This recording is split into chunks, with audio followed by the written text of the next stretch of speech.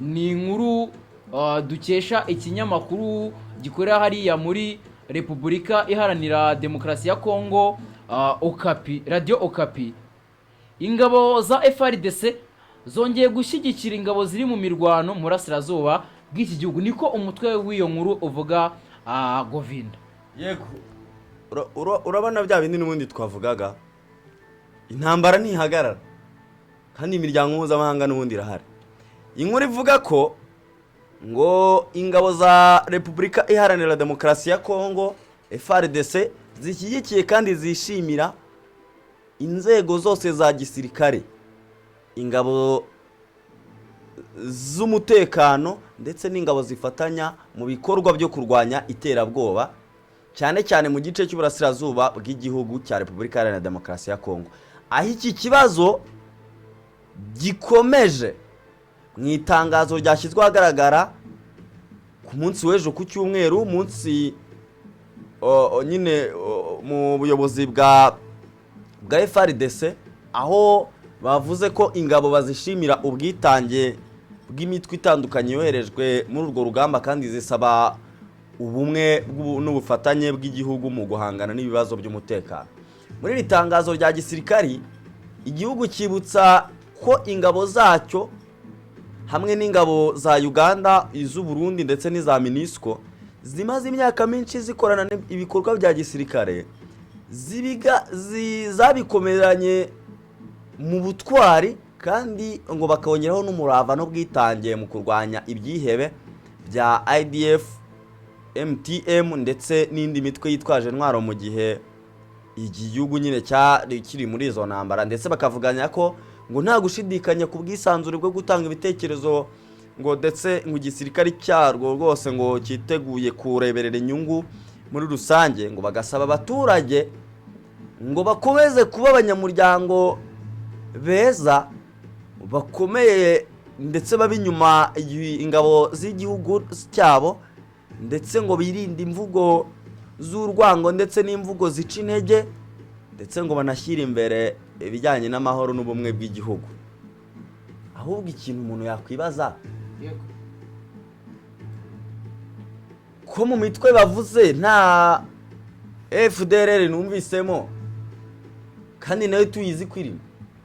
Yego, nubundi ibyo bye ni ibintu bizwi n'amahanga, kwikingira ikibaba kwikingira ikibaba n'amahanga. Ibyo bye ni kimwe mu bintu batajya bahakana, ubwo sinzi impamvu batayishyizemo bamugani kuri iyi nshuro, kuko leta y'Kinshasa yemera ko ikorana na FDLR, kuko mu biganiro n'ubundi bagiye bemera ko bagiye gusenya uyu mutwe w'abarwanyi ba FDLR.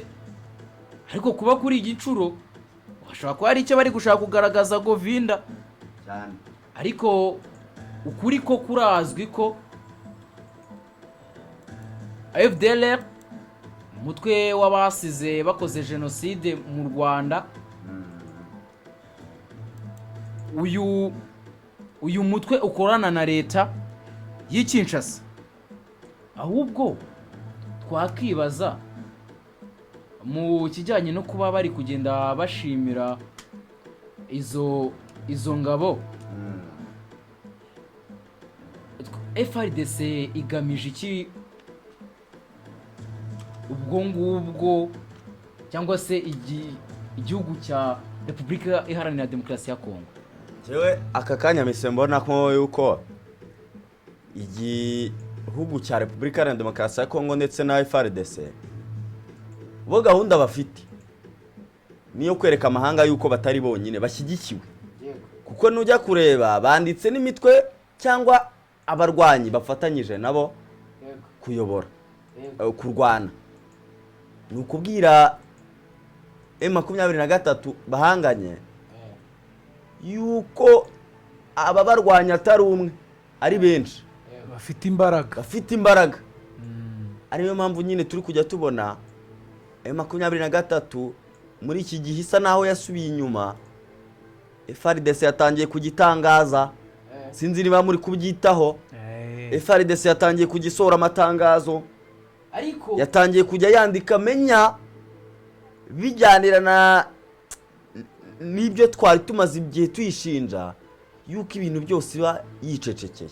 ariko nanone Govinda anga kumbwira ngo ibyo twayishinjaga ariko nta na rimwe iraza ngo ize gusobanura kuri biriya bibazo byo muri Repubulika Iharanira Demokarasi ya Kongo biriya biri gushinjwa ku bitero bivugwa ko igaba mu basivili.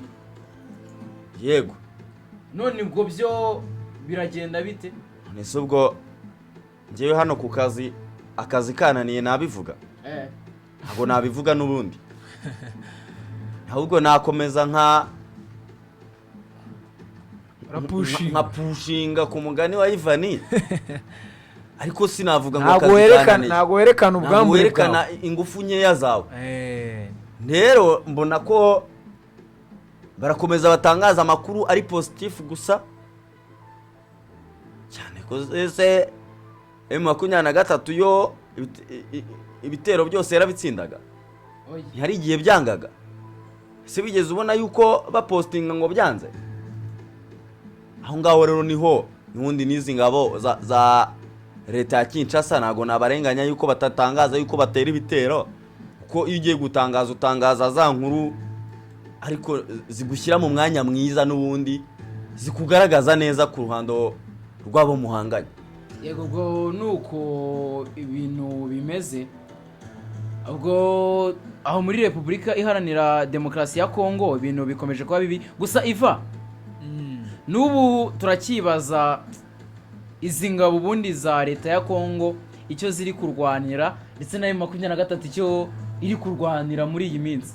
M23 irarwanira M23 irarwanira abaturage ivuga ko ishinzwe none se ko tubona nundi bari kugabwaho ibitero.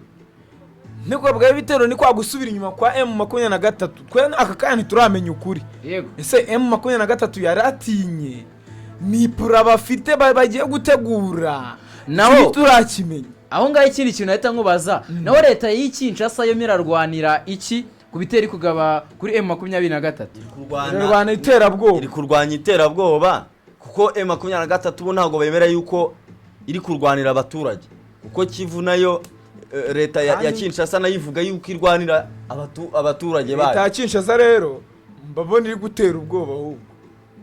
Guteze kandi itera mu baturage. Ize niri gutera mu baturage ngo bigende bite? Abaturage saba yose harasi muri Kongo bari kurasa. Yego harasi muri Kongo bari kurasa.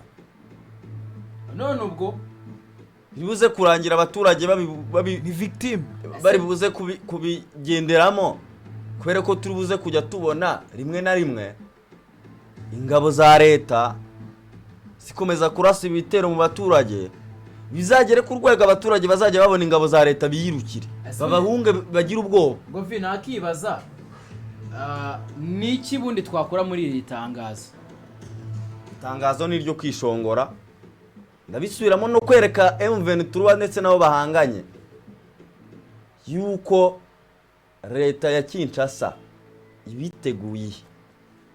Je niko mbona leta ya Kinshasa ari ukubwira M23 ati isaha n'isaha bari gutera ubwoba batera M23. Turabona nibyo mwigira byose bari gutera ubwoba M23. Yego ubwo nuko nguko bimeze. Ubwo ditatu na nyarukira mu burasirazuba bwo hagati, ariko nanone narajya mu burasirazuba bwo hagati ubwo nyiri hano ku mugabane wa Afrika. Ikibazo kibikomoka kuri peteroli igikomeje kuba ibindi. Reka mbajyane muri Comoros mbere yuko tujya ku ntambara yaba y'Uburusiya na Ukraine ndetse n'iya leta zunze ubumwe za Amerika ndetse n'igihugu cya Iran. Kuwa gatandatu Comoros yatangaje ihagarikwa ry'agateganyo ry'ibiciro bishya bya peteroli byashyizweho mu rwego rwo guhangana n'intambara yo muri Iran nyuma y'uko izamurwa ryabyo ryateje imyigaragambyo ikomeye yiciwemo abantu hirya no hino muri ibi birwa byo muri Afrika y'Iburasirazuba. Ibi byatangajwe nyuma y'uko umuntu umwe yishwe abandi batanu bagakomereka mu guhangana hagati y'abigaragambya n'inzego z'umutekano ku kirwa cya Anjouan. Mu kiganiro n'abanyamakuru, Minisitiri w'Ingufu Abubakar Saidi Anil yagize ati guverinoma na Perezida Azad Asuman bumvise gutaka kw'abaturage b'abanyakomori. Nta kindi gisubizo uretse kubatega amatwi, intego ni ukubungabunga amahoro. Yavuze ko Azari yahagaritse amateka abiri ajyanye n'izamuka ry'ibiciro bya lisansi yasizweho ku itariki ya 9 Gicurasi kugira ngo habe ibiganiro kuri iki kibazo nk'uko bitangazwa na Returu. Ihangana ryadutse ku wa gatanu nyuma y'inama yahuje umuyobozi w'umujyi wa Mironsi wo mu kirwa cya Anjuana n'ishyirahamwe ry'abarobyi bari mu myigaragambyo kuva ku wa gatatu bamagana izamuka rikabije ry'ibiciro by'ibikomoka kuri peteroli.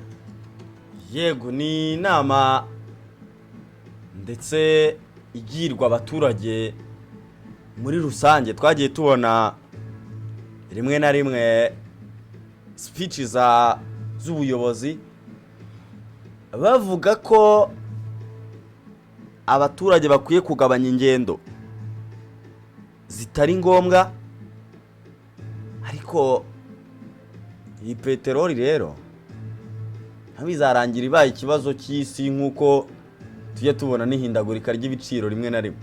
Yego, uko mbona aha birabaye mu Rwanda, ngira ngo ibibazo bihari urabizi. Rimwe na rimwe mbona hari igihe kizagera tugasaba n'imbabazi, ahubwo tukabwira leta tuti tubabarire n'ukuri kw'Imana, ushaka ukuntu uzanaho nkunganire kuri peteroli cyangwa kuri essence na mazutu, uko birakomeye. ntabwo byoroshye. ubwo nuko nguko bimeze. Ariko nanone muri Afurika ngo kujya tuhite tubajyanira n'i Burayi, ubwo ngubwo duhite tujya no muri Asaza hagati ku ntambara ihangayikishije isi ya Iran na Amerika ishobora kuba igiye kuza mu isura nshya. ubwo tugiye muri Afurika y'Epfo, Minisitiri w'Ububanyi n'Amahanga wa Afurika y'Epfo Ronald Lamora yibukije Leta Zunze Ubumwe za Amerika ko nta burenganzira ifite bwo kuyibuza kwitabira inama ya G20 kubera ko iri mu bihugu byatangije iri huriro ry'ibihugu bikize ku isi. G20 ibamo ibihugu 20 bikize ku isi. Ngo hari abatahita bavuga ati Amerika imaze gucika amazi.